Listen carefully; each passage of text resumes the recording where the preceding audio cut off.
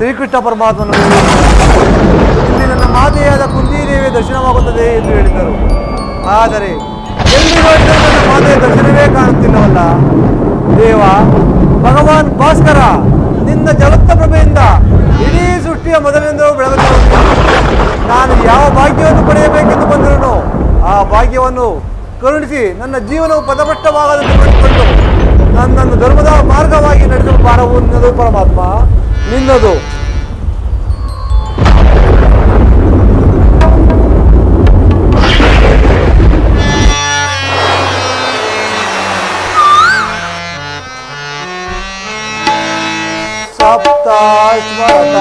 सप्ताश्वतमारूढं प्रचण्डं कश्यपात्मजं श्वेतपद्मपरं देवं तं सूर्यं प्रणमाम्यहं प्रणमाम्यहम्.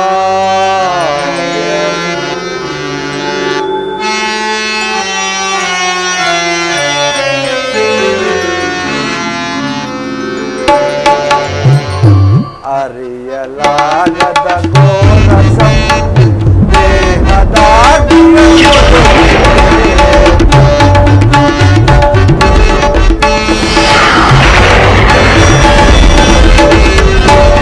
ಅರಿಯಲಾಗದ ಘೋರಸಂ ದೇಹದಾಢ್ಯ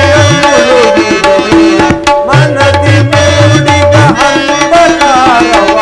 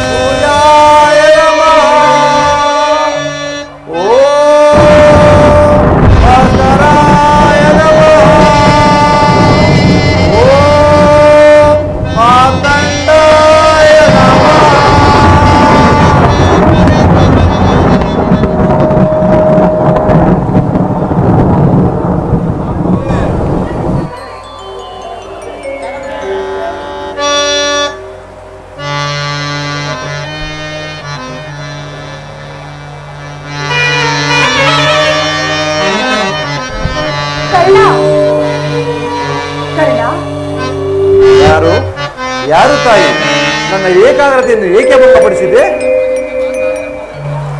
ಕಂದ, ನೀನು ಪೂಜಿಸುತ್ತಿರುವ ಸರ್ವ ಸಾಕ್ಷಿ ಸೂರ್ಯ ದೇವನ ಜ್ವಲಂತ ಪ್ರಭೆಯನ್ನು ನಿನಗೆ ಪ್ರಥಮವಾಗಿ ಪರಿಚಯಿಸಿದ ಸ್ತ್ರೀ ನಾನು. ಈ ನಿರ್ಭಾಗ್ಯರನ್ನು ಕುಂತಿ ಎಂದು ಕರೆಯುವರು ಕುಮಾರ. ಕುಂತಿ, ಪರಮಭಾಗ್ಯೋದ್ಯಮಿಯಾದ ಕುಂತಿ ದೇವಿ, ಈ ನತದೃಷ್ಟ ಕಣ್ಣನನ್ನು ಎತ್ತ ಮಹಾಮಾತೆ ಕುಂತಿ ದೇವಿ. ಅಮ್ಮ, ಎತ್ತವಳ ಮಗನಾಗದೆ ಅವಳ ತೋಳ್ತಕ್ಕೆಯಲ್ಲಿ ನಲಿಯುವ ಭಾಗ್ಯ ವಿಶೇಷ ವಂಚಿತನಾದ ಈ ಹತಭಾಗ್ಯ ಕಣ್ಣನಿಗೆ ಇಂದು ದರ್ಶನವಿತ್ತೆಯ ತಾಯಿ. ಇದೋ ತಾಯಿ ನಿನಗೆ ಸಾಷ್ಟಾಂಗ ನಮಸ್ಕಾರಗಳು.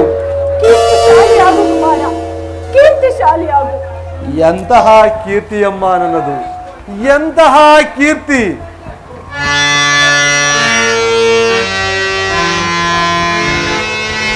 ಅಮ್ಮ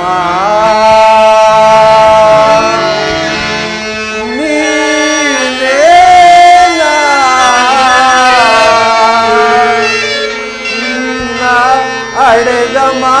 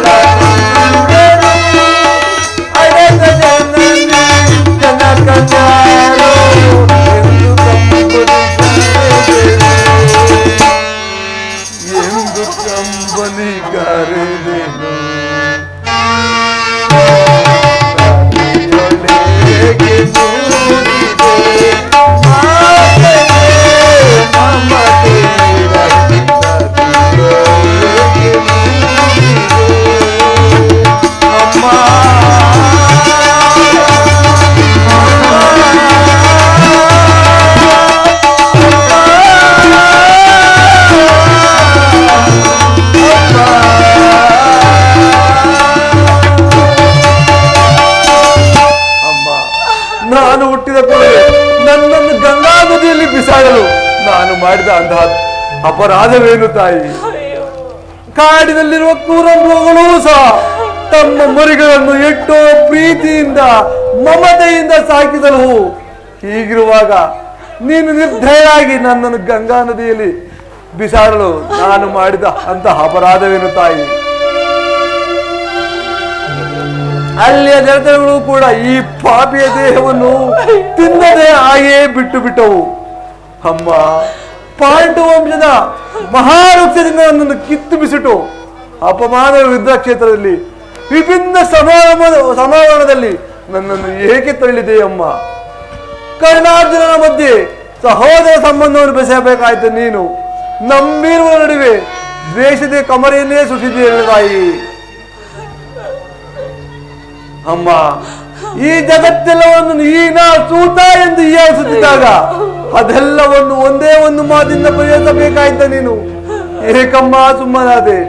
ಏಕೆ ತಾಯಿ? ನನ್ನ ಪ್ರಶ್ನೆಗಳಿಗೆ ಉತ್ತರವಿಲ್ಲ. ಬಿಡು ತಾಯಿ, ನನ್ನ ಪ್ರಶ್ನೆಗಳು ಪ್ರಶ್ನೆಗಳಾಗಿಯೇ ಉಳಿಯಲಿ. ಎಷ್ಟಾದರೂ ನೀನು ನನ್ನ ದೈವಕ್ಕೆ ಸಮಾನಳು. ನಿನ್ನನ್ನು ದೋಷಿಸಿದರೆ ನಾನು ಪರಮ ಪಾಪಿಯಾಗುವೆನು. ಇಷ್ಟು ದಿನದ ಮೇಲಾದರೂ ಈ ಕಂದನ ನೆನಪು ಬರುತ್ತಲ್ಲ, ಕರುಣೆ ತೋರಿದೆಯಲ್ಲ, ಈ ನಿನ್ನ ಉಪಕಾರದ ಭಾರವನ್ನು ನಾನು ಯಾವ ಜನ್ಮದಲ್ಲಿ ತೀರಿಸುತ್ತಾ ತಾಯಿ, ಯಾವ ಜನ್ಮದಲ್ಲಿ ತೀರಿಸಲಿ? ಕಂದ ಕಂದ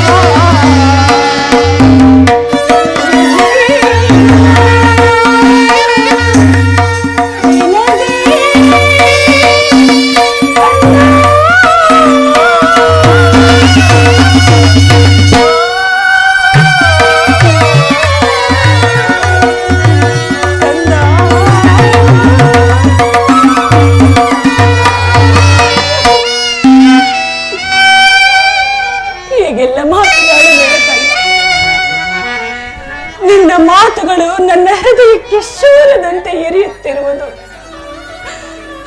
ಬಾಲ್ಯದಲ್ಲಿ ನಾನು ನಿನ್ನ ವಿಚಾರದಲ್ಲಿ ಮಾಡಿದ ಒಂದು ಅಪರಾಧದಿಂದ ಅದನ್ನ ಯಾರ ಬಳಿಯಲ್ಲಿಯೋ ಹೇಳಲಿಕ್ಕಾಗದೆ ಎಷ್ಟು ಸಂಕಟಪಡುತ್ತಿದ್ದೇನೆ. ಆ ಪರಶಿವನಿಗೆ ಗೊತ್ತು. ಕರ್ಣ, ಎಲ್ಲಿಯವರೆಗೂ ನೀನು ಬದುಕಿರುವ ವಿಚಾರವೇ ನನಗೆ ತಿಳಿದಿರಲಿಲ್ಲ ಕಂದ. ಇದೀಗ ತಾನೇ ಶ್ರೀಕೃಷ್ಣನಿಂದ ತಿಳಿದು ನಿನ್ನನ್ನು ನೋಡಲೆಂದು ಅಪ್ಪೆ ಮುದ್ದಾಡಲೆಂದು ಓಡೋಡಿ ಬಂದೆ ಕಂದ, ಓಡೋಡಿ ಬಂದೆ. ಬಾಲ್ಯದಲ್ಲಿ ನನ್ನ ವಿಚಾರದಲ್ಲಿ ನೀನು ಅನುಭವಿಸಿದ ಎಲ್ಲ ಕಷ್ಟಗಳಿಗೂ ಪಾಪಿಯೇ ಕಾರಣ. ದಯಮಾಡಿ ನನ್ನನ್ನು ಕ್ಷಮಿಸು ಕಂದ, ನನ್ನನ್ನು ಕ್ಷಮಿಸು.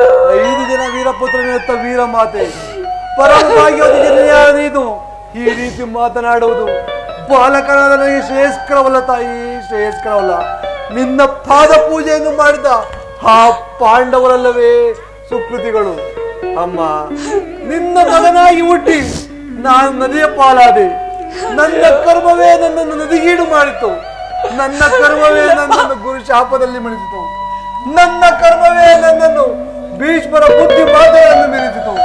ನನ್ನ ಕರ್ಮವೇ ನನ್ನನ್ನು ಈ ಜಗದಿಂದ ಕುಲಗೇಡಿಯನ್ನು ಜರುಗಿತು. ಅಮ್ಮ, ನೀನು ಮಹಾಮಾತೆ, ಪಂಚ ಪಾಂಡವರೆಂಬ ಮಹಾಪುತ್ಥಳಿಗಳನ್ನು ಈ ಜಗತ್ತಿಗೆ ಪ್ರಕಟಿಸಿದ ಮಹಾಮಾತೆ.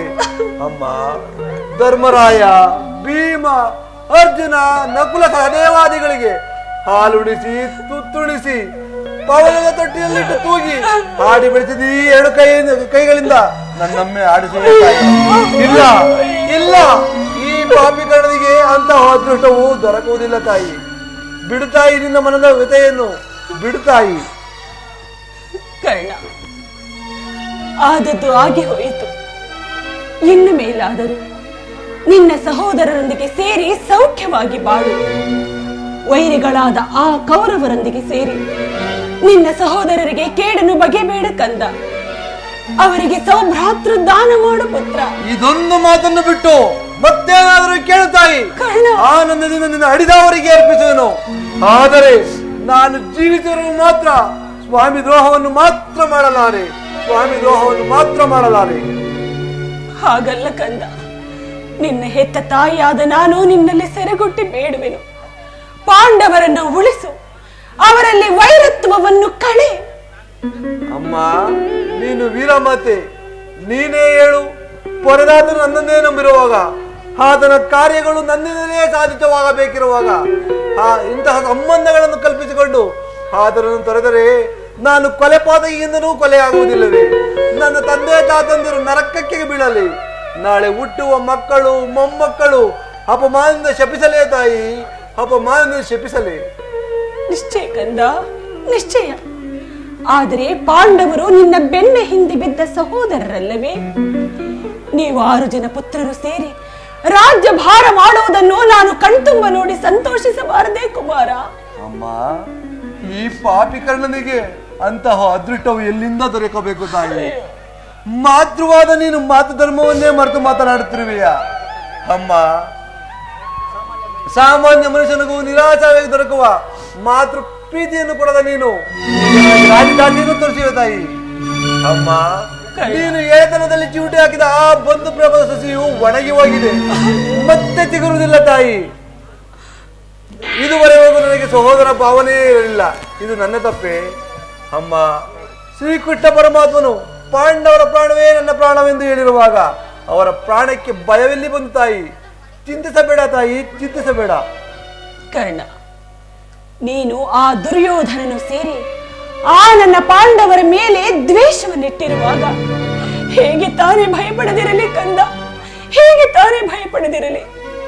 ಹೋಗಲಿ, ಕಡೆಯದಾಗಿ ಅವರೊಂದಿಗೆ ಕೂಡಿ ಬಾಳುವ ಇಚ್ಛೆ ಇಲ್ಲದಿದ್ದರೆ ಬಿಟ್ಟು ಬಿಡು. ನಾಳಿನ ಯುದ್ಧದಲ್ಲಿ ನೀನು ಮಾತ್ರ ಪರೋನ್ಮುಖನಾಗು ಕುಮಾರ. ಅಮ್ಮ, ಈ ಕರ್ಣದಂತಹ ನೀಚರಲ್ಲ ತಾಯಿ. ನನ್ನೆರಡು ಬಾಹುಗಳಲ್ಲಿ ಬಲವಿರುವವರೆಗೂ, ನನ್ನ ದೇಹದಲ್ಲಿ ಕೊನೆಯ ಹನಿ ರಕ್ತವಿರುವವರೆಗೂ ನನ್ನ ಸ್ವಾಮಿಗಾಗಿ ಹೋರಾಡಿಯೇ ಮಡಿಯುವರು ತಾಯಿ. ಆತನಿಗೆ ನನ್ನಲ್ಲಿರುವ ವಿಶ್ವಾಸ ನೀನೇನು ಬಲ್ಲೆ. ಈ ಜಗತ್ತೆಲ್ಲವೂ ನನ್ನನ್ನು ಈ ನಾ ಸೂತ ಎಂದು ಹೀಯಾಳಿಸುತ್ತಿದ್ದಾಗ ಈ ರವಿಕುಮಾರನ ಭಾಗಕ್ಕೆ ದೈವವಾಗಿ ಮಾನವನಾಗಿ ರಕ್ಷಕನಾಗಿ ಬಂದು ಸಂರಕ್ಷಿತ ಮಹಾಸ್ವಾಮಿ ಅಲ್ಲವೇ? ಈ ಜಗತ್ತೆಲ್ಲವೂ ನನ್ನನ್ನು ಈನ ಎಂದು ಹೀಯಾಳಿಸುತ್ತಿದ್ದಾಗ ಈ ಕುಲಹೀನನನ್ನು ಬಾಚಿ ತೊಬ್ಬಿ ಆಲಂಗಿಸಿ ಅಂಗದೇಶದ ಅರಸನ್ನಾಗಿ ಮಾಡಿ ಪುರು ಸಾಮ್ರಾಜ್ಯದ ಮಾಂಡಲೀಕರನ್ನಾಗಿ ಮಾಡಿ ಈ ಭರತಖಂಡದಲ್ಲಿ ಈ ಕರ್ಣನಿಗೊಂದು ವಿಶಿಷ್ಟವಾದ ಸ್ಥಾನಮಾನವನ್ನು ಕೊಟ್ಟು ಬಹು ಪ್ರೀತಿಯಿಂದ ಮಂದಣೆಯಿಂದ ಸಾಕಿ ಕಲಿಸಿದ ಆ ನನ್ನ ಗೌರವಸ್ವಾಮಿಯನ್ನು ನಾನು ಹೇಗೆ ತೊರೆಯಲಿ ತಾಯಿ?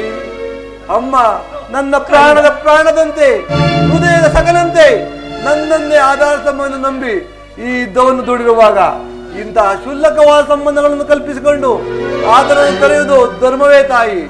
ಇಲ್ಲ ಇಲ್ಲ, ಸರ್ವದಾ ಆಗಲಾರದು. ನಾನು ಪರಂಮುಖನಾಗಲಾರೆ ತಾಯಿ, ಪರಂಮುಖನಾಗಲಾರೆ. ಹೋಗಲಿ ಬಿಡು ಕಂದ. ಆದರೆ ನಾಳಿನ ಯುದ್ಧದಲ್ಲಿ ಆ ನನ್ನ ಪಾಂಡವರು ನಿನ್ನ ಕೈಗೆ ಏನಾದರೂ ಸಿಕ್ಕರೆ ದಯಮಾಡಿ ಅವರನ್ನು ಕೊಲ್ಲಬೇಡ ಕಂದ, ಅವರನ್ನು ಉಳಿಸು. ಆಗಬಹುದು ತಾಯಿ, ಆಗಬಹುದು. ಯಾರನ್ನಾದರೂ ಉಳಿಸಿವೆ, ಆದರೆ ಆ ನನ್ನ ಪರಮವಾರಿ ಅರ್ಜುನನ್ನು ಮಾತ್ರ ಉಳಿಸಲಾರೆ. ಏಕಪ್ಪ ಆ ನನ್ನ ಅರ್ಜುನನ ಮೇಲೆ ಇಷ್ಟೊಂದು ದ್ವೇಷ ಬೇಕೆ? ಅಮ್ಮ, ಹೌದು ತಾಯಿ, ಅರ್ಜುನನ ಹೋರಾಡುವುದನ್ನು ನನ್ನ ಸ್ವಾಮಿ ನೋಡಿ ಆನಂದ ಪಟ್ಟರೆ ಆಗ ನನ್ನ ಜನ್ಮವು ಸಾರ್ಥಕವಾಗುವುದು. ಅಬ್ಬ, ಈ ಪ್ರಪಂಚದಲ್ಲಿ ನಮ್ಮಿಬ್ಬರಲ್ಲಿ ಒಬ್ಬರಿಗೆ ಮಾತ್ರ ಸ್ಥಳವಿರುವುದು. ನನ್ನಿಂದ ಅರ್ಜುನನೇ ಮೃತನಾದರು, ಅರ್ಜುನನಿಂದ ನಾನೇ ಮೃತನಾದರು. ನಿನಗೆ 5 ಮಕ್ಕಳು ಉಳಿದೇ ಉಳಿಯವರು ತಾಯಿ, ಚಿಂತಿಸಬೇಡ. ಅಯ್ಯೋ, ಹೋಗಲಿ ಬಿಡು ಕಂದ, ಹೋಗಲಿ ಬಿಡು. ಕಡೆಯದಾಗಿ ನನ್ನ ಒಂದು ಮಾತನಾದರೂ ನಡೆಸಿಕೊಡುವೆಯಾ ಪುತ್ರ? ಅದೇನು ಕೇಳು ತಾಯಿ. ಆಯುಷ್ಯ ಇದ್ದವರು ಎಲ್ಲಿಯಾದರೂ ಬದುಕಿಕೊಳ್ಳುತ್ತಾರೆ, ಸತ್ಯವಾಗಿಯೂ ನಡೆಸಿಕೊಡುವೆಯಾ ಕಂದ? ಸತ್ಯವಾಗಿ ನಡೆಸಿಕೊಡುವೆನು, ಅದೇನು ಹೇಳು ತಾಯಿ. ಅಮ್ಮ, ಕರ್ಣ, ನಿನ್ನ ಮಗನಾಗಿ ಜನಿಸಿ ನಿನ್ನದೊಂದು ಮಾತನ್ನು ನಡೆಸಿಕೊಡ ಪಾಪಿ ಎಂದು ಭಾವಿಸಿ ಈ ಕರ್ಣನನ್ನು ಕೇಳು. ಜನನಿ ನಿನ್ನ ಮಗನಿವನು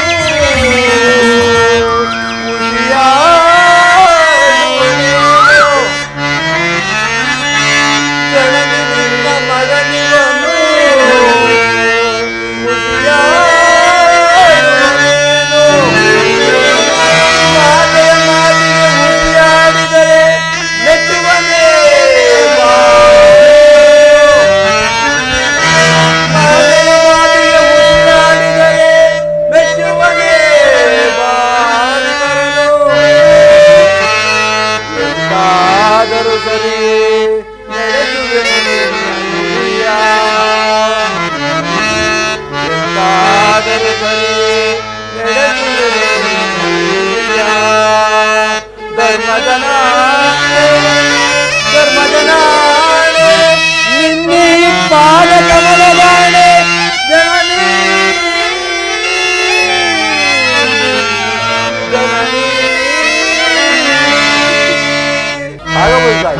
ನಡೆಸಿಕೊಡುವೆನು. ನಾಳೆ ನಡೆಯುವ ಯುದ್ಧದಲ್ಲಿ ನೀನು ಮಾತ್ರ, ನಾನು ಮಾತ್ರ.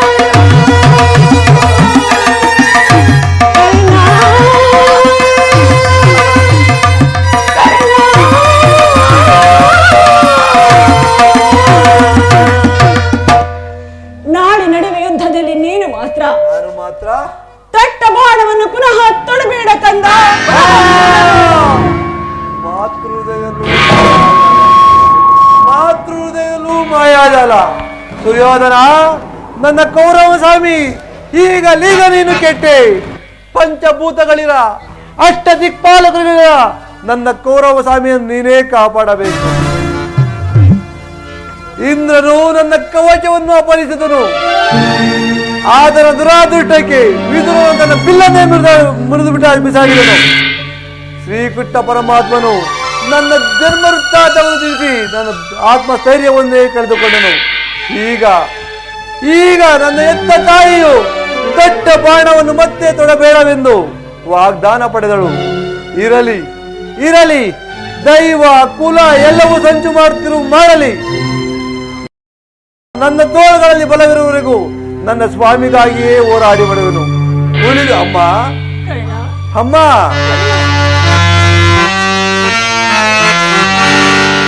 ಎತ್ತ ಕರುಳಿನ ಬಾಧೆಯನ್ನು ನಾ ಬಲ್ಲೆ.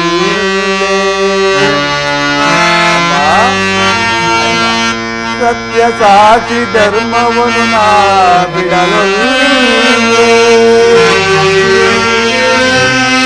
ಕಟ್ಟ ಕಡೆಯೋ ಕರ್ಮದಾನಿಗೆ ಕಾಲಿಡಲೊಲ್ಲೆ.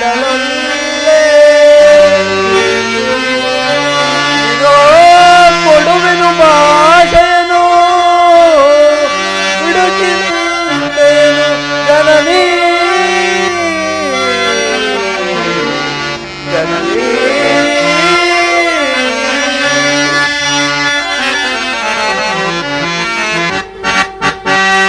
ಸಂದೇಹವ ಬಿಡು ಅಮ್ಮ, ಕರ್ಣನ ಬಾಳೆಯ ಕೇಳಮ್ಮ. ಸಂದೇಹವ ಬಿಡು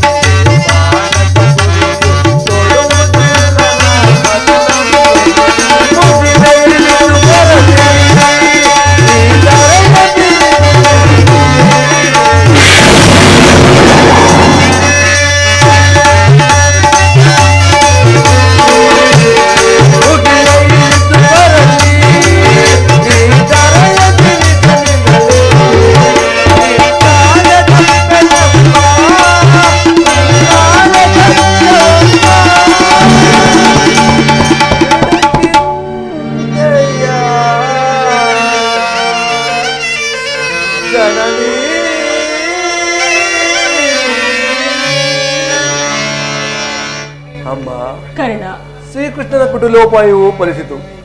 ಇನ್ನು ಈ ಯುದ್ಧದಲ್ಲಿ ನಮಗೆ ಖಂಡಿತವಾಗಿಯೂ ಜಯವಿಲ್ಲ. ನಿನ್ನ ಮಾತಿನಂತೆ ನಾನು ತೊಟ್ಟ ಬಾಣವನ್ನು ಮತ್ತೊಮ್ಮೆ ತೊಡುವುದಿಲ್ಲ.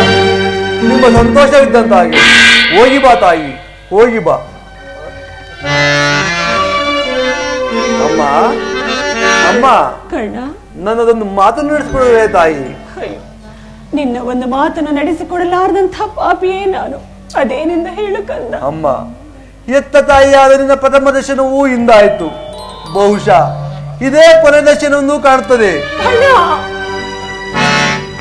ಆದ್ದರಿಂದ ಈ ಯುದ್ಧವು ಮುಗಿಯುವವರೆಗೂ ನಾನು ನಿನ್ನ ಮಗನೆಂಬ ವಿಚಾರವನ್ನು ಯಾರಲ್ಲಿಯೂ ತಿಳಿಸಬೇಡ ತಾಯಿ, ಯಾರಲ್ಲಿಯೂ ತಿಳಿಸಬೇಡ.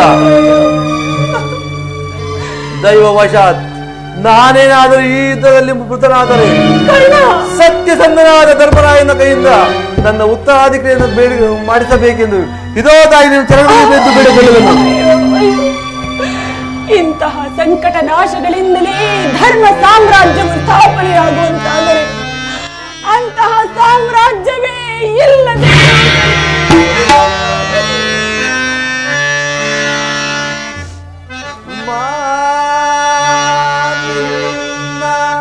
ಮಗವನು ಯುಗದಿ ಕಾಣಲು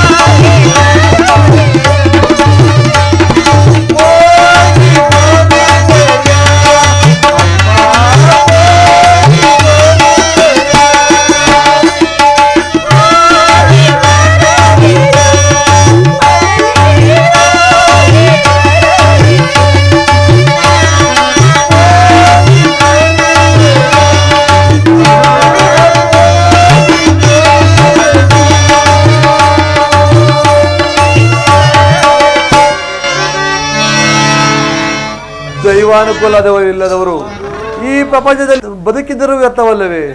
ಇರಲಿ ಇರಲಿ, ನೆಚ್ಚಿರುವ ನನ್ನ ಸ್ವಾಮಿಗೆ ಕಿಂಚಿತ್ತೂ ತುಚ್ಚನಾಗದೆ ಕೆಚ್ಚಿರೋ ತನಕ ಹೋರಾಡಿ ನನ್ನ ಸ್ವಾಮಿಗಾಗಿಯೇ ಮಡಿಯುವೆನು. ಈಗ ರಣರಂಗಕ್ಕೆ ಹೋಗುವೆನು. ಇಂದೇಕಿಂತಹ ದುಶ್ಚಟನೆ?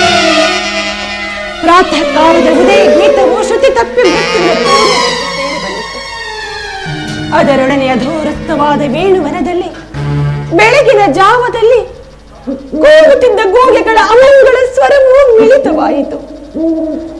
ಉದಯೋನ್ಮುಖವಾದ ಪ್ರಾತಃ ಸೂರ್ಯನನ್ನು ವಂದಿಸಲು ತಲೆ ಎತ್ತಿದಾಗ ರಕ್ತವರ್ಣದ ಕರಾಳ ಧೂಮಕೇತುವೊಂದು ಕಣ್ಣುಗಳ ಮುಂದೆ ನಿಂತಿತು. ನೋಡುತ್ತಿದ್ದ ಹಾಗೆ ಆಕಾಶದಿಂದ 100-200 ನಕ್ಷತ್ರಗಳು ಭೂಮಿಗುರುಳಿದವು. ಈ ಎಲ್ಲ ನಿಮಿತ್ತಗಳ ಅರ್ಥವೇನು? ಇವು ನನ್ನ ಪುತ್ರರಿಗೆ ಯಾವ ವಿಪತ್ತನ್ನು ಸೂಚಿಸುವವು? ಕುರುವಂಶದ ಮತ್ತಾವ ಅನರ್ಥ ಪರಂಪರೆಯೂ ಈ ದಿನ ಪ್ರಾರಂಭವಾಗುವುದು.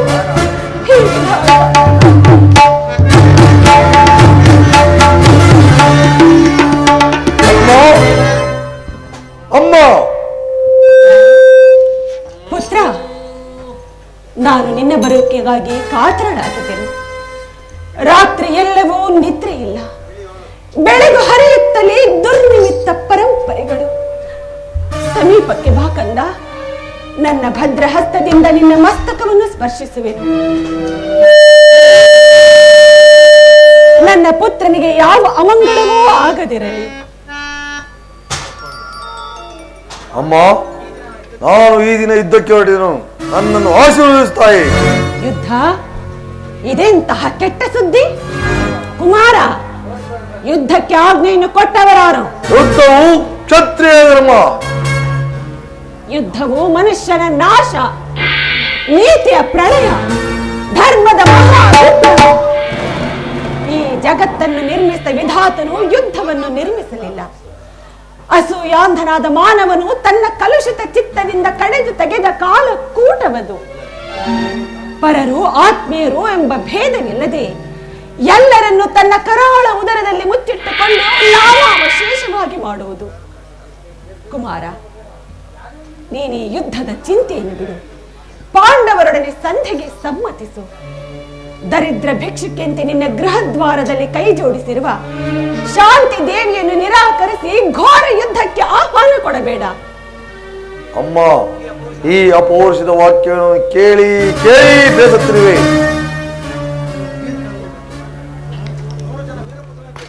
100 ಜನ ವೀರಪುತ್ರರನ್ನೆತ್ತ ವೀರಮಾತೆ ಒಂದಲ್ಪದ ಯುದ್ಧದ ಸಲುವಾಗಿ ಇಷ್ಟೊಂದು ಕಾತುರರಾಗುವಲೆ?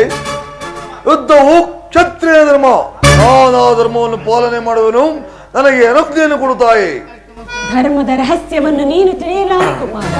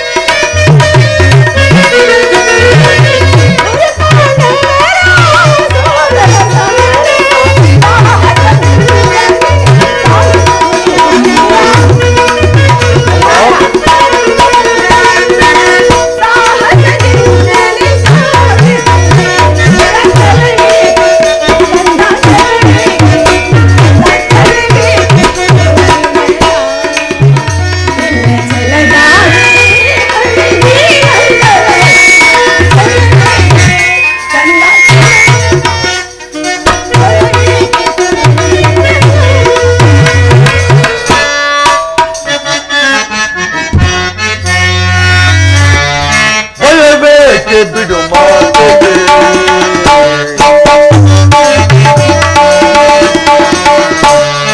ಬಯಬೇಕೆ ಬಿಡು ಮಾತೆಗೆ ನನ್ನ ತನದಲ್ಲಿ ಫಲದಲ್ಲಿ ಅನುಮಾನವೇ ಬಯಬೇಕೆ ಬಿಡು ಮಾತೆಗೆ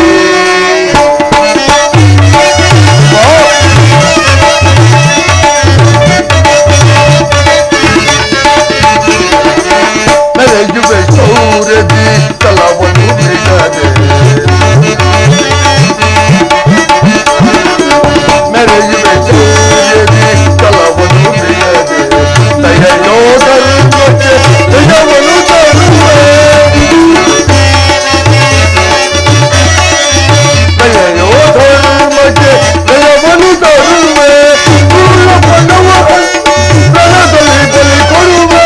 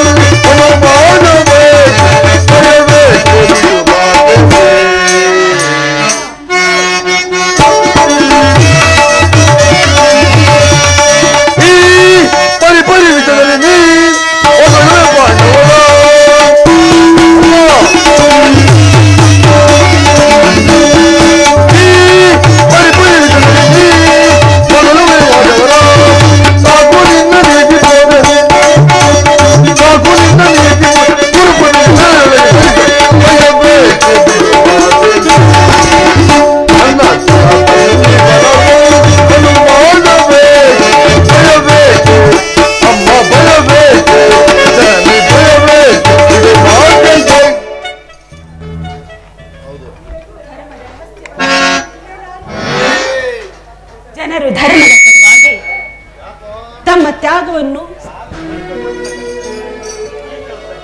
ಆತ್ಮವನ್ನು ಬಲಿ ಕೊಡುವರು. ಧರ್ಮವು ತ್ಯಾಗದ ಪವಿತ್ರ ಸ್ಥಾನ, ಲೋಭದ ಜೀವಂತ ನರಕವಲ್ಲ. ನೀನು ಲೋಭಗ್ರಸ್ತನಾಗಿ ಪಾಂಡವರನ್ನು ನಾನಾ ರೀತಿಯಾಗಿ ಮೋಸದಿಂದ ರಾಜ್ಯವನ್ನು ಅಪಹರಿಸಿ ತುಂಬಿದ ರಾಜಸಭೆಯಲ್ಲಿ ದ್ರೌಪದಿಯ ಮಾನಭಂಗಕ್ಕೆ ಪ್ರಯತ್ನಿಸಿ ಸ್ತ್ರೀ ಜಾತಿಯ ಮಾತೃತ್ವವನ್ನು ಕಾಲಿನಿಂದ ತುಳಿದೆ. ನಿನ್ನಂತಹ ಧೂರ್ತರು ನೀಚಾಶೆಯನ್ನು ಧರ್ಮವನ್ನು ತಿಳಿಯುವುದು ಹೇಗೆ ಸಾಧ್ಯ? ತಿಳಿಯುವ ಇಚ್ಛೆ ಇದ್ದರೆ ಪಾಂಡವರೊಡನೆ ಸಂಧಿಗೆ ಸಮ್ಮತಿಸು. ಪಾಂಡವರು ಪಾಂಡವರು ಪಾಂಡವರು ಆ ಪಾಂಡವರು ಮಾಡಿದ ಧರ್ಮ ಸಮ್ಮತವಾದರೆ ಆ ಧರ್ಮಕ್ಕೆ ನನ್ನ ಶತಾಧಿಕರಿದ್ದಾರೆ ಮಾತಾ. ಪತ್ನಿಯ ಅಪಮಾನವನ್ನು ನೋಡುತ್ತಾ ಎದುರಿಗೆ ಕುಳಿತಿರುವುದು ಕ್ಷತ್ರಿಯ ಧರ್ಮವಂತಿರಲಿ, ಅದು ಮಾನವ ಧರ್ಮವೂ ಅಲ್ಲ. ಭಾನುಮತಿಗೆ ನನ್ನ ಅಂತಪುರದ ಒಬ್ಬ ಸಾಮಾನ್ಯ ಚೇಟಿಗೆ ಹೀಗಾಗಿದ್ದರೆ ನಾನೇನು ಮಾಡುತ್ತಿದ್ದೆ ಬಲ್ಲೆಯ? ಏನು ಮಾಡುತ್ತಿದ್ದೆ? ಪಾಂಡವಂತವನ್ನು ನಿರಾಕರಿಸಿ ಸಮಗ್ರ ಪೃಥ್ವಿಯೇ ನನಗೆ ಪ್ರತಿಕಕ್ಷಿಯಾಗಿ ನಿಂತಿದ್ದರೂ ಲಭಿಸದೆ ಆ ಅಪಮಾನದ ವಿರೋಧವನ್ನು ಮಾಡುತ್ತಿದ್ದೆನು. ಆ ಪಾಂಡವರು ಮಾಡಿದ್ದುದ್ದಾದರೂ ಏನು ಮಾತಾ? ನಿಸ್ಸಹಾಯಕನು ಏಡಿಯೂ ಒಪ್ಪದಂತ ತಾಟಸ್ಯ ಭಾವ. ಅದಕ್ಕೋಸ್ಕರವಾಗಿ ಅಮ್ಮ ಆ ಪಾಂಡವರಲ್ಲಿ ನನಗಷ್ಟೊಂದು ದ್ವೇಷ. ಅವರು ಭರತ ವಂಶದ ಕಳಂಕ ಸ್ವರೂಪರು. ಅವರನ್ನು ಸಮೂಲವಾಗಿ ನಾಶ ಮಾಡಿ ಕಂತನು ದುಷ್ಯಂತಾಗಿ ನಮ್ಮ ಪೂರ್ವಜರ ಪುಣ್ಯ ಸ್ಮೃತಿಯನ್ನು ದುಷ್ಕೀರ್ತಿ ಕಾಂಡದಿಂದ ಉದ್ಧಾರ ಮಾಡುವುದೇ ಈ ಯುದ್ಧದ ಉದ್ದೇಶ. ನನ್ನ ಸಲುವಾಗಿ ಈ ದೀಕ್ಷಾಪದನಾಗಿರುವೆನು. ನನಗೆ ಅನುಜ್ಞೆಯನ್ನು ಕೊಡುತ್ತಾಯಿ. ನನ್ನ ಆಶೀರ್ವಾದವನ್ನು ಬಯಸುವೆಯಾ ಕುಮಾರ? ಈ ಜ್ಞಾತಿ ಹಿಂಸೆಗೆ ನನ್ನ ಶುಭ ಕಾಮನೆಯು ಅಷ್ಟೊಂದು ಅಗತ್ಯವೇ ನಿನಗೆ. ಆದರೆ ನೀನದನ್ನು ಹೊಂದಲಾರೆ. ದುಷ್ಟ, ಈ ಅತ್ಯಾಚಾರಕ್ಕೆ ಅನುಜ್ಞೆಯನ್ನು ಕೊಡುವ ಮೊದಲು ನನ್ನ ಕಂಠವನ್ನು ಬಂಧಿಸಿ ವಾಕ್ಸ್ಫೂರ್ತಿಯು ನಾಶವಾಗುವಂತೆ ಮಾಡುವೆನು. ಏಕೆಂದರೆ ನನ್ನ ಕಂಠದಿಂದ ಹೊರಬರುವ ಆಶೀರ್ವಾದದ ಸ್ವರವು ಈ ಉತ್ತಪ್ತ ಹೃದಯದ ದಾವಾಗ್ನಿಯಲ್ಲಿ ಕಾದು ಅಗ್ನಿವೃಷ್ಟಿಯಂತೆ ಅದು ನಿನ್ನ ಮಸ್ತಕವನ್ನು ಸುಡುವುದು. ವಿರುದ್ಧ ದೈವದ ಅಭಿಶಾಪದಂತೆ ನಿನ್ನ ಉತ್ಸಾಹವನ್ನು ಭಂಗಪಡಿಸುವುದು. ಹೋಗು ದುರ್ಯೋಧನ, ನೀನಿಲ್ಲಿಂದ ಹೊರಟ ಹೋಗು. ಅಮ್ಮ, ಆಶೀರ್ವಾದವನ್ನು ಹೊಂದಲಾರೆ ನೀನು. ಅಮ್ಮ, ಮಾತೃವಾಕ್ಯವನ್ನು ತಿರಸ್ಕರಿಸಿದ ಪಾಪ ನನ್ನ ಹೆಗಲ ಮೇಲೆ ಇದ್ದರೂ ಸರಿ, ಆದರೆ ಆ ಪಾಂಡವರನ್ನು ಯುದ್ಧಕ್ಕೆ ಆಹ್ವಾನಿಸಿ ಇರುತ್ತೇನೆ. ನೀನು ಆಹ್ವಾನಿಸುತ್ತಿರುವುದು ಯುದ್ಧವನ್ನಲ್ಲ, ನಿನ್ನ ಮೃತ್ಯುವನ್ನು. ಅಮ್ಮ, ಹಸ್ತಿನಾವತಿಯ ರಕ್ತ ಸಿಂಹಾಸನವು ರಕ್ತದ ಮಡುವಿನಲ್ಲಿ ಮುಳುಗಲಿ.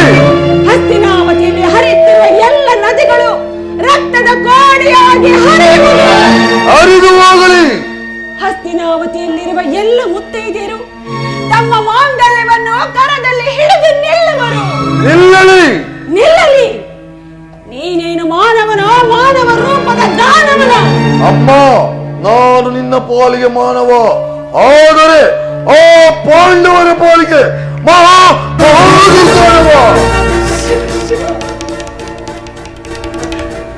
ನನ್ನ 100 ಜನ ಮಕ್ಕಳಲ್ಲಿ ಈತನನ್ನು ಅತ್ಯಾದರದಿಂದ ಸಾಕಿದೆನು.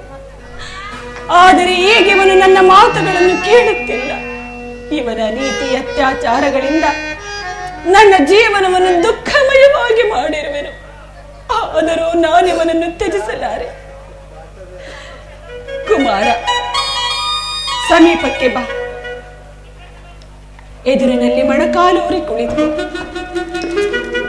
ಈ ಗಾಂಧಾರಿ ಅಗ್ನಿಮಯ ಸ್ಪರ್ಶದಿಂದ ಹುಲ್ಲು ಕಡ್ಡಿಯೂ ಕೂಡ ವಜ್ರಾಯುಧಕ್ಕಿಂತ ಕಠಿಣವಾಗುವುದು.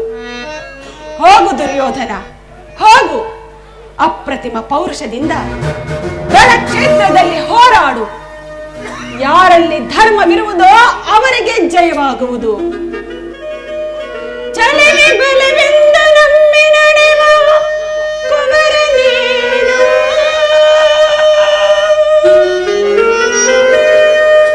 ಚಲಕಾಗಿ ಸಲ್ವಿಸುವ ಧೀರ ನೀನು.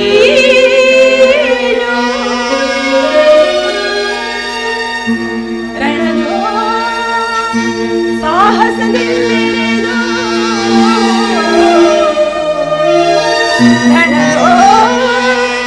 ಶತ್ರುಗಳನ್ನು ಬಲಿ ಪಡೆದು ಬಾರೋ ಬಾರಿನ ಕಂದ ಕಂದ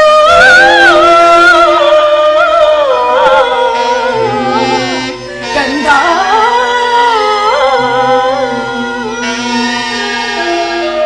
ಹೋಗು ದುರ್ಯೋಧನ, ರಣಕ್ಷೇತ್ರದಲ್ಲಿ ಹೋರಾಡು.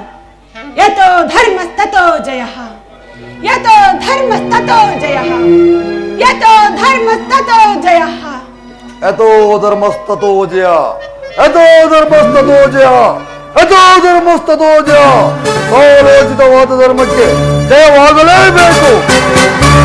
ರಣ ಕಂಕಣವನ್ನು ತೊಟ್ಟ ಈ ಛಲದಂಕಮಲ್ಲನಿಗೆ ಜಯವಾಗಲೇಬೇಕು. ಇನ್ನು ದಶ ದಿಕ್ಕುಗಳು ಬೋರ್ಗರೆಯುವಂತೆ ಕಿವುಡಾಗುವಂತೆ ಬೋರ್ಗೆರೆಯಲ್ಲಿ ರಣಕಹಳೆಗಳು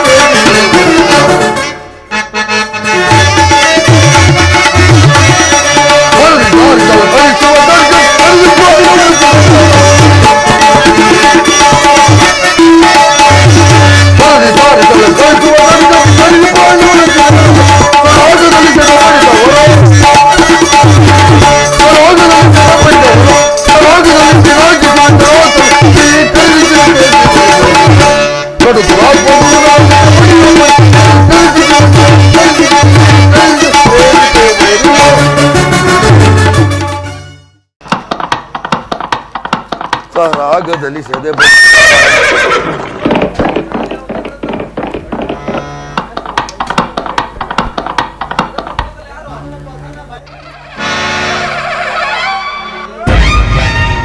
ವಾಸುದೇವ, ಉಭಯ ಸೇನೆಗಳ ಮಧ್ಯೆ ರಥವನ್ನು ನಿಲ್ಲಿಸಿ.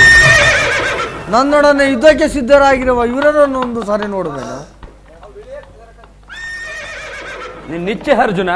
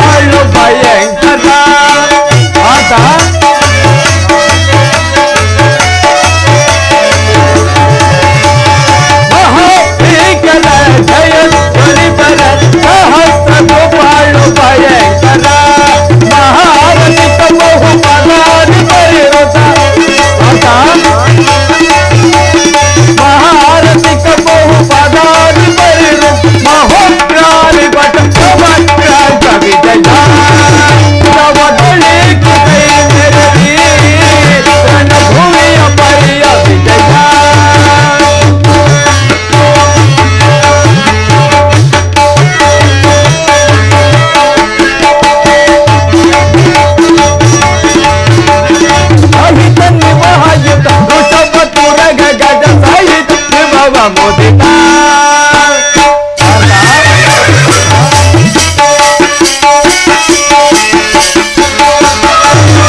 ಅಹಿತ ನಿವಹಾಯುತ ರೋಷಪತುರ ಜಗತ್ ಅಹಿತ ವಿಭವ ಮುದಿತ ತುಹಿನ ರೋಷಿ ಕುಲ ಮಹಾಕಿಲ ತುಹಿನ ರೋಷಿ ಕುಲ ಮಹಾಕಿಲ ಉಪಭರಿತ ಗುರು ವಿಷಯ ಪರಿಕಲಿತ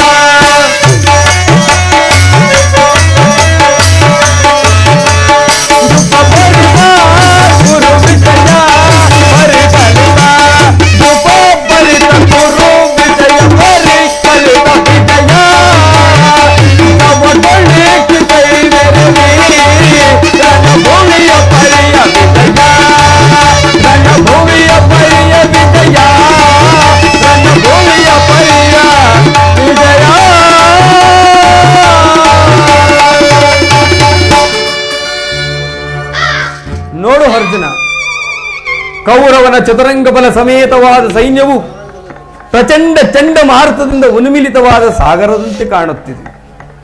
ಕೌರವೇಶ್ವರನು ತನಗೆ ಪ್ರಿಯರಾದ ಕರ್ಣ ದುಶ್ಯಾಸನೊಡನೆ ಅಶ್ವಾರೂಢನಾಗಿ ಸೇನಾರಚನೆಯನ್ನು ಪರಿಶೀಲಿಸುತ್ತಿರುವ ಇತ್ತ ನೋಡು ಪಾರ್ಥ, ಅವನ ಹಿಂದೆ ಸೌಬಲ ರಾಜನಾದ ಶಕುನಿ, ಜಯದ್ರಥನ ಬಲಗಡೆ ಒಂದೇ ವಿಧವಾದ ಚತುರಾಶ್ವ ರಥದಲ್ಲಿ ಕುಳಿತಿರುವವರೇ ಕೌರವೇಶ್ವರನ 98 ಮಂದಿ ಸಹೋದರರು.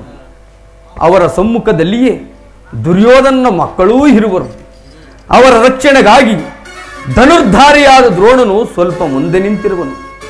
ಅವನ ಪಾರ್ಶ್ವದಲ್ಲಿ ವಲ್ಕಲಧಾರಿಯಾಗಿ ಗಂಭೀರ ಮುದ್ರೆಯಿಂದ ನಮ್ಮತ್ತ ನೋಡುತ್ತಿರುವವನೇ ಅಶ್ವತ್ಥಾಮನು.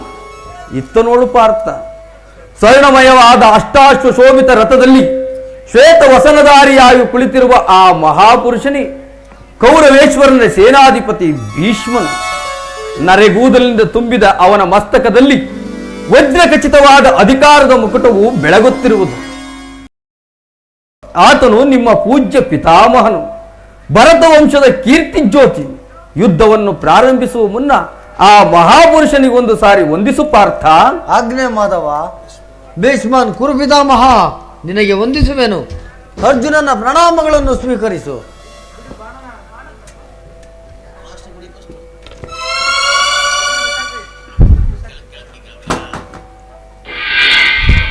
ಪರಮಾತ್ಮ, ನನ್ನ ಜೀವನದಲ್ಲಿ ಇದೆಂತಹ ಪವಿತ್ರವಾದ ಸಮಯ. ನನ್ನ ಮನಸ್ಸಿನಲ್ಲಿ ಹುಟ್ಟುತ್ತಿರುವ ಭಾವನೆಗಳನ್ನು ನಿನಗೆ ತಿಳಿಸಬಲ್ಲೆನಾದರೆ ಇದೇನು ಅರ್ಜುನನ ಪತನವೇ ಅಥವಾ ಉತ್ಥಾನವೇ? ಮಿತ್ರ, ಏನಾಯಿತು? ಏಕೆ ವಿಚಲಿತನಾಗಿರುವೆ?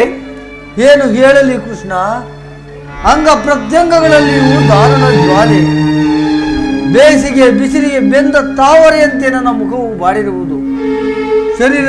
ಶರೀರದಲ್ಲಿ ರೋಮಾಂಚನವು, ಕಂಪನವು ಹುಟ್ಟುತ್ತಿರುವುದು. ನಾಳೆಗೆ ಒಣಗುತ್ತಿರುವುದು. ಗಾಂಡೀವವು ಕೈಯಿಂದ ಕಳಚಿತು. ಕಾಲುಗಳಲ್ಲಿ ನಿಲ್ಲಲು ತ್ರಾಣವಿಲ್ಲ. ಕೃಷ್ಣ, ನಾನು ನೋಡುತ್ತಿರುವುದು ಏನನ್ನ? ಇವರೆಲ್ಲರೂ ನನ್ನ ಬಂಧು ಬಾಂಧವರು, ಗುರು ಹಿರಿಯರು, ಜ್ಞಾತಿಗಳು. ಇವರೆಷ್ಟು ಜನರ ಮನೆಗಳಲ್ಲಿ ಭರತ ವಂಶದ ಪವಿತ್ರವಾದ ರಕ್ತವು ಹರಿಯುತ್ತಿರುವುದನ್ನು ಬಲ್ಲೆಯ? 3 ಲೋಕದ ಸಾರ್ವಭೌಮ ಪದವಿಯ ಸಲುವಾಗಿ ನಾನು ಈ ಗುರುವದೆಗೆ ಜ್ಞಾತಿಹಿಂಸೆಗೆ ಕೈ ಹಾಕಲಾರೆನು. ರಥವನ್ನು ತಿರುಗಿಸು ಮಿತ್ರ, ನನಗೆ ಯುದ್ಧವೂ ಬೇಡ. ಅರ್ಜುನ, ಇದೇನು ಈ ವಿಷಮಾವಸರದಲ್ಲಿ ಇಂತಹ ಕಶ್ಮಲ ಭಾವವು ನಿನ್ನಲ್ಲಿ ಹೇಗೆ ಹುಟ್ಟಿತು? ಕ್ಷತ್ರಿಯ ವೀರನಾಗಿ ಅನಾರ್ಯನಂತೆ ವರ್ತಿಸಬೇಡ. ತೆರೆದ ಸ್ವರ್ಗದ ಬಾಗಿಲನ್ನು ನಿರಾಕರಿಸಿ ನರಕದ ಮಾರ್ಗವನ್ನು ಹಿಡಿಯಬೇಡ. ಆದರ್ಶ ನರನೆಂದು ಹೆಸರಾಗಿ ಏಡಿ ಎಂಬ ನಿಂದೆಯನ್ನು ಸೈರಿಸಲಾರೆ. ಈ ದೌರ್ಬಲ್ಯವನ್ನು ತಿಳಿಸಿ ಯುದ್ಧಕ್ಕೆ ಸಿದ್ಧನಾಗು ಪಾರ್ಥ. ಪರಮಾತ್ಮ, ಒಂದು ಸಾರಿ ಕುರುಸನೇದ ಕಡೆ ದೃಷ್ಟಿಸಿ ನೋಡು. ಭೀಷ್ಮನು ನನ್ನ ಪೂಜ್ಯ ಪಿತಾಮಹನು. ಆಚಾರ್ಯ ದ್ರೋಣನು ನನಗೆ ಅಸ್ತ್ರ ಶಿಕ್ಷಣವನ್ನು ಕಲಿಸಿಕೊಟ್ಟ ಗುರು. ಪೂಜಾರ್ಹರಾದ ಇವರುಗಳ ಮೇಲೆ ಬಾಣವನ್ನು ತೊಡುವುದೇ? ಗುರುವದೆಯಿಂದ ಲಭಿಸುವ ಸಂಪತ್ತಿಗಿಂತಲೂ ಭಿಕ್ಷಾವೃತ್ತಿಯು ನನಗೆ ಶ್ರೇಯಸ್ಕರವು. ಬಂಧು ಬಾಂಧವರ ರಕ್ತದಿಂದ ತೊಯ್ದು ರಾಜ್ಯ ಭೋಗವನ್ನು ಅನುಭವಿಸುವ ಇಚ್ಛೆಯೂ ನನಗಿಲ್ಲ. ಅಶಾಶ್ವತವಾದ ರಾಜ್ಯ ಲೋಭಕ್ಕೊಳಗಾಗಿ ಶಾಶ್ವತ ಧರ್ಮವನ್ನು ನಾನು ನಾಶ ಮಾಡಲಾರೆನು. ಈ ಸುಜನವದನೆಯು ನನಗೆ ಸಮ್ಮತವಿಲ್ಲ. ಯಾರನ್ನ ಯಾರು ವಧಿಸುವುದು ಪಾರ್ಥ? ಅಳಿವಿಲ್ಲದ ಆತ್ಮವನ್ನು ವಧಿಸುವುದು ಅಸಂಭವ. ಮಾನವನು ಅರಿದು ಹೋದ ಬಟ್ಟೆಗಳನ್ನು ಬಿಸಿಟು ಹೊಸ ಬಟ್ಟೆಗಳನ್ನು ಧರಿಸುವಂತೆ ಆತ್ಮನು ಜೀರ್ಣವಾದ ದೇಹವನ್ನು ತ್ಯಾಗ ಮಾಡಿ ಬೇರೊಂದು ದೇಹವನ್ನು ಆಶ್ರಯಿಸುವನು. ಮರಣವು ದೇಹದ ನಾಶ, ಅವಿನಾಶಿಯಾದ ಆತ್ಮದ ಅವಸಾನವಲ್ಲ. ಈ ದೇಹಕ್ಕೆ ಬಾಲ್ಯ, ಯೌವನ, ವಾರ್ಧಿಕ್ಯಾದಿ ಅವಸ್ಥೆಗಳು ಪ್ರಾಪ್ತವಾಗುವಂತೆ ಮಾನವನಿಗೆ ದೇಹಾಂತರ ಪ್ರಾಪ್ತಿಯು ಸಹಜವಾದುದು. ಪಂಡಿತನಾದವನು ಅದರ ಸಲುವಾಗಿ ದುಃಖಿಸುವುದಿಲ್ಲ. ಈ ಭೀಷ್ಮ, ದ್ರೋಣ, ನೀನು, ನಾನು ಕೂಡ ಹಿಂದೆ ಅನೇಕ ಸಾರಿ ಜನಿಸಿರುವೆವು, ಮುಂದೆಯೂ ಜನಿಸುವೆವು. ಜನ್ಮ ಮೃತ್ಯುಗಳು ಆತ್ಮದ ಅನಂತ ಪ್ರವಾಸದ ಎರಡು ಹಂತಗಳು. ಹುಟ್ಟಿದವನಿಗೆ ಮರಣವು, ಮೃತನಿಗೆ ಪುನರ್ಜನ್ಮವು ಮೊದಲೇ ನಿಶ್ಚಯವಾಗಿರುವುದು. ಅವಶ್ಯಕವಾಗಿ ಆಗಬೇಕಾದದ್ದಕ್ಕೆ ಮೂಢನಂತೆ ಚಿಂತಿಸಿ ಫಲವಿಲ್ಲ. ಯುದ್ಧವು ಕ್ಷತ್ರಿಯನ ಧರ್ಮ. ನಿನ್ನ ಧರ್ಮವನ್ನು ನೀನು ಪಾಲನೆ ಮಾಡು ಪಾರ್ಥ. ಹೇ ಜನಾರ್ದನ, ಯುದ್ಧದ ಹೆಸರೆತ್ತಿದ್ದರೆ ನನ್ನ ಹೃದಯವು ಕಂಪಿಸುತ್ತಿರುವುದು. ದುಸ್ಸಾಹ ಶೈತ್ಯಾಧಿಕದಿಂದ ನನ್ನ ಸರ್ವಾಂಗಗಳು ನಿಶೇಷಿತವಾಗಿರಬಹುದು. ನಾನು ಹೇಡಿಯಲ್ಲ, ಆದರೂ ಪಾಪ ಭೀತಿಯಿಂದ ಯುದ್ಧ ವಿಮುಖನಾಗಿರುವೆನು. ಕ್ಷತ್ರಿಯನಿಗೆ ಯುದ್ಧದ ಹೊರತಾಗಿ ಮತ್ತಾವ ಧರ್ಮವೂ ಇಲ್ಲವೋ? ಅರ್ಥ, ಸ್ವಧರ್ಮ ಪಾಲನೆಯಲ್ಲಿ ಪ್ರಾಣಗಳನ್ನಾದರೂ ತ್ಯಜಿಸಬಹುದು, ಆದರೆ ಪರಧರ್ಮ ಅವಲಂಬನವು ಅನರ್ಥಕಾರಿ. ಅರ್ಜುನ, ನೆನಪಿರಲಿ, ಇದು ಧರ್ಮಯುದ್ಧ. ನೀ ಯುದ್ಧದಿಂದ ನಿವೃತ್ತನಾದರೆ ಸ್ವಧರ್ಮವನ್ನು ಉಲ್ಲಂಘಿಸಿದ ಪಾಪಕ್ಕೆ ಗುರಿಯಾಗುವೆ, ಅಕೀರ್ತಿಗೆ ಭಾಜನೆನಿಸುವೆ. ನಿನ್ನಂತ ಸಂಭಾವಿತನಿಗೆ ಅಕೀರ್ತಿಯು ಮರಣಕ್ಕಿಂತಲೂ ಘೋರತರವಾದುದು. ಶತ್ರುಗಳು ಏಡಿ ಎಂದು ಹಳಿಯುವರು, ಆತ್ಮೀಯರು ವಂಚಕನೆಂದು ನಿಂದಿಸುವರು. ಆದುದರಿಂದ ಈ ಮನೋವಿಕಾರವನ್ನು ಬಿಟ್ಟು ಸ್ವಧರ್ಮ ಪಾಲನೆಯನ್ನು ಮಾಡು. ಕರ್ಮವು ಪೌರುಷದ ಲಕ್ಷಣ. ಅಕರ್ಮಣ್ಯನಾದ ಮಾನವನು ಜೀವಂತ ಶವವಿದ್ದಂತೆ. ಸರ್ವರ ನಿಂದೆಗೆ ಪಾತ್ರನು, ಸರ್ವರಿಂದ ವರ್ಜಿತನು. ಅಜ್ಞಾನದಿಂದ ಕರ್ಮಭ್ರಷ್ಟನಾಗಬೇಡ ಪಾರ್ಥ. ಪರಮಾತ್ಮ, ಈ ಯುದ್ಧದಲ್ಲಿ ನನ್ನ ಕರ್ಮವೇನು? ಧರ್ಮ ನಾಶವೋ ಧರ್ಮ ರಕ್ಷಣೆಯೋ? ಉಭಯ ಭ್ರಷ್ಟನಾಗದಂತೆ ನನಗೊಂದು ಗತಿಯನ್ನು ತೋರಿಸುವ ವಾಸುದೇವ.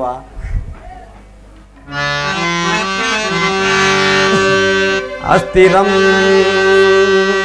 ದೇಹಂ ಕೀರ್ತಿ ಶಾಶ್ವತಂ. ಪಾರ್ಥ, ಅಸ್ಥಿರಂ ದೇಹಂ ಕೀರ್ತಿ ಶಾಶ್ವತಂ. ಕರ್ತವ್ಯಂ ಮಾನವ ಧರ್ಮಂ ಧರ್ಮ ರಕ್ಷಕ ನಾನಿರೇ. ಬರಿದೇಕೆ ಕಳವಳ ಪಡುವೆ, ಧರ್ಮ ರಕ್ಷಕ ನಾನಿರೇ.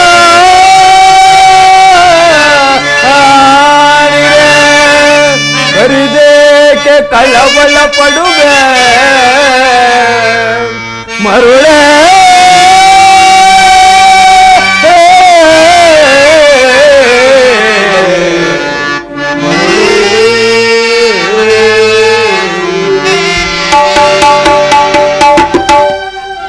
ಕರ್ಮವು ಮಾನವನ ಜೀವನದ ರಾಜಮಾರ್ಗ.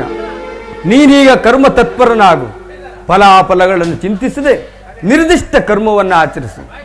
ಏಕೆಂದರೆ ಮಾನವನು ಕರ್ಮಕ್ಕೆ ಮಾತ್ರ ಅಧಿಕಾರಿ, ಫಲವು ಅವನ ಅಧೀನವಲ್ಲ. ಅನಾಸಕ್ತ ಚಿತ್ತನಾಗಿ ಸಿದ್ಧಿ ಅಸಿದ್ಧಿಗಳನ್ನು ಸಮಾನ ಭಾವದಿಂದ ಕಾರ್ಯಾಚರಣೆ ಮಾಡುವುದೇ ಮಾನವನ ಕರ್ತವ್ಯ. ಅಸ್ತ್ರಗಳನ್ನು ಧರಿಸು, ಕರ್ಮಯೋಗಿ ಎನಿಸು. ಇಹದಲ್ಲಿ ಕೀರ್ತಿಯನ್ನು, ಪರದಲ್ಲಿ ಸ್ವರ್ಗವನ್ನೂ ಪಡೆಯುವೆ. ಈ ದಿವ್ಯವಾಣಿಯಿಂದ ನನ್ನ ಪ್ರಸ್ತುತ ಪ್ರಜ್ಞೆಯನ್ನು ಎಚ್ಚರಗೊಳಿಸುತ್ತಿರುವ ನೀನು ಯಾರು ಕರ್ಮಯೋಗಿ? ಇಹಲೋಕದಲ್ಲಿ ನಿನ್ನ ನಿರ್ದಿಷ್ಟ ಕರ್ಮವೇನು? ಅರ್ಜುನ, ನಾವಿಬ್ಬರು ಅನೇಕ ಸಾರಿ ಇಹಲೋಕದಲ್ಲಿ ಜನ್ಮಗ್ರಹಣ ಮಾಡಿರುವುದು. ಅವುಗಳ ನೆನಪು ನನಗಿರುವುದು, ನಿನಗಿಲ್ಲ. ನಾನು ಜನ್ಮ ಜರಾಹಿತನು, ಅವ್ಯಯಾತ್ಮನು, ಪಂಚಭೂತಗಳಿಗೆ ಒಡೆಯನು. ಯಾವಾಗ ಧರ್ಮದ ಪತನವೋ ಅಧರ್ಮದ ಉದ್ಧಾರವೂ ಆಗುವುದೋ ಆಗ ನಾನು ಈ ಭೂಮಿಯಲ್ಲಿ ಜನ್ಮಗ್ರಹಣ ಮಾಡುವೆನು. ಸಜ್ಜನರ ಪಾಲನೆ, ದುಷ್ಟರ ನಾಶ, ಧರ್ಮ ಸಂಸ್ಥಾಪನೆ ಇವು ನನ್ನ ಅವತಾರ ಉದ್ದೇಶಗಳು ಪಾರ್ಥ. ಯಥಾ ಯಥಾ ಹಿ ಧರ್ಮಸ್ಯ ಗ್ಲಾನಿರ್ಭವತಿ ಭಾರತ ಅಭ್ಯುತ್ಥಾನಮಧರ್ಮಸ್ಯ ತದಾತ್ಮಾನಾಂ ಸೃಜಾಮ್ಯಹಂ ತದಾತ್ಮಾನಾಂ ಸೃಜಾಮ್ಯಹಂ.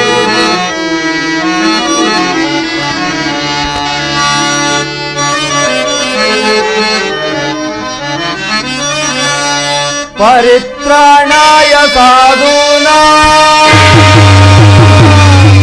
ವಿನಾಶಾಯ ದುಷ್ಕೃತಾಂ ಧರ್ಮ ಸಂಸ್ಥಾಪನಾರ್ಥಾಯ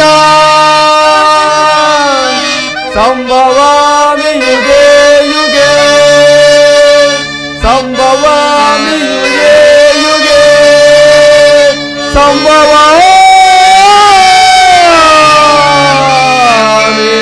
ಯುಗೆ ಯುಗೆ ಯುಗೆ ಯುಗೆ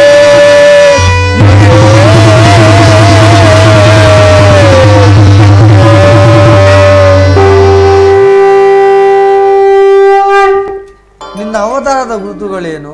ನಿನ್ನನ್ನು ತಿಳಿಯುವ ಬಗೆಗೆ ಉತ್ತರವನ್ನು ಕರುಣಿಸು ಮಹಾಮಹಿಮ. ನಾನು ಮಾಯಾರೂಪಿ, ದರಿತ್ರಿ ಎನಿಸಿ ಸರ್ವ ಪ್ರಪಂಚವನ್ನು ದಾರುಣ ಮಾಡುವೆನು. ಜಲರೂಪದಿಂದ ಪ್ರಾಣಿಗಳಿಗೆ ಜೀವವನ್ನು ನೀಡುವೆನು. ಅಗ್ನಿಮಯವೆನಿಸಿ ಅವುಗಳ ಶಕ್ತಿಯನ್ನು ವರ್ಧಿಸುವೆನು. ವಾಯುವೆನಿಸಿ ಚಲಿಸುವೆನು. ಆಕಾಶವೆನಿಸಿ ವಿಶ್ವ ಜಗತ್ತನ್ನು ವ್ಯಾಪಿಸುವೆನು. ಮನೋಬುದ್ಧ ಅಹಂಕಾರವೆಂಬ ತ್ರಿಗುಣಾತ್ಮಕ ರೂಪದಿಂದ ಮಾನವನ ಪ್ರಜ್ಞೆಯನ್ನು ಜಾಗೃತಗೊಳಿಸಿ ಆತ್ಮವಿಕಾಸದ ರಾಜಪಥದಲ್ಲಿ ನಡೆಸುವೆನು. ಬಹುರೂಪಾತ್ಮಕವಾದ ಈ ಜಗತ್ತಿನ ಪ್ರಭವ ಪ್ರಳಯಗಳಿಗೆ ಉದಯ ವಿನಾಶಕ್ಕೆ ನಾನೇ ಕಾರಣ. ಸರ್ವಶ್ರೇಷ್ಠನು ಸರ್ವಂತರ್ಯಾಮಿಯೂ ಆದ ಪರಾವಸ್ತು ನಾನು. ದಾರದಲ್ಲಿ ಮಣಿ ಸಮೂಹವು ಪೋಣಿಸಲ್ಪಟ್ಟಂತೆ ಈ ವಿಶ್ವ ಜಗತ್ತು ನನ್ನಲ್ಲಿ ಪ್ರೋತವಾಗಿರುವ. ನಾನು ನೀರಿನಲ್ಲಿ ರಸಾತ್ಮಕನು. ಸೂರ್ಯ ಚಂದ್ರರ ಕಾಂತಿಯು ನನ್ನದು. ವೇದಗಳಲ್ಲಿನ ಓಂಕಾರವು ನಾನು. ಮನುಷ್ಯರಲ್ಲಿನ ಪೌರುಷವು ನನ್ನದು.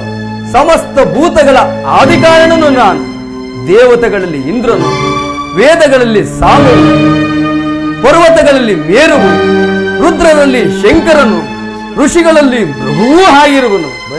ನನ್ನ ವಿಭೂತಿಗಳು ಅನಂತ, ಅಬೋಧ, ಅಗಣ್ಯ. ಅವುಗಳಲ್ಲೊಂದಲ್ಪಾಂಶದಿಂದ ಜಗತ್ತಿನ ಸೃಷ್ಟಿ ಸ್ಥಿತಿ ಪ್ರಳಯ. ಭಯವೇಕೆ ನಾರಿಯೇ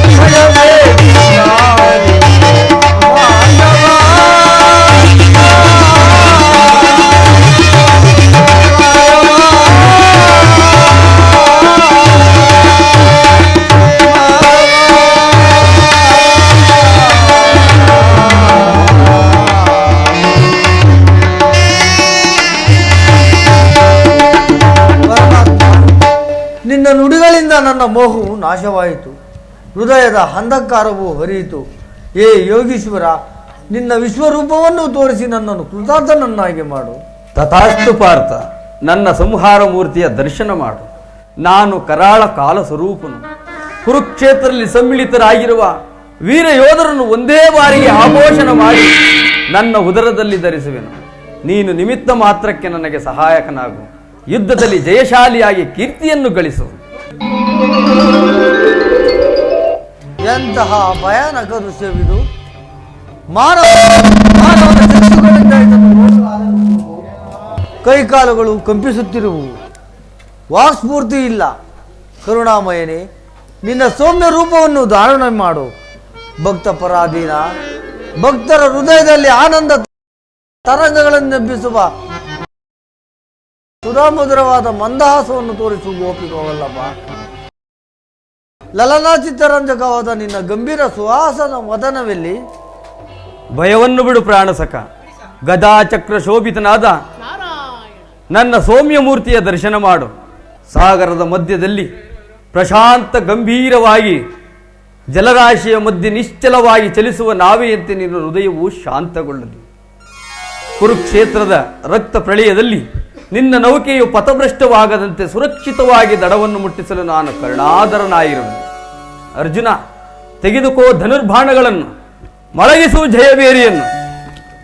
ಅರ್ಜುನ, ಅಲ್ಲಿ ರೋಡಲ್ಲಿ ಬೆದರೋಡುತ್ತಿದೆ ಸೈನ್ಯ. ಭಾರತ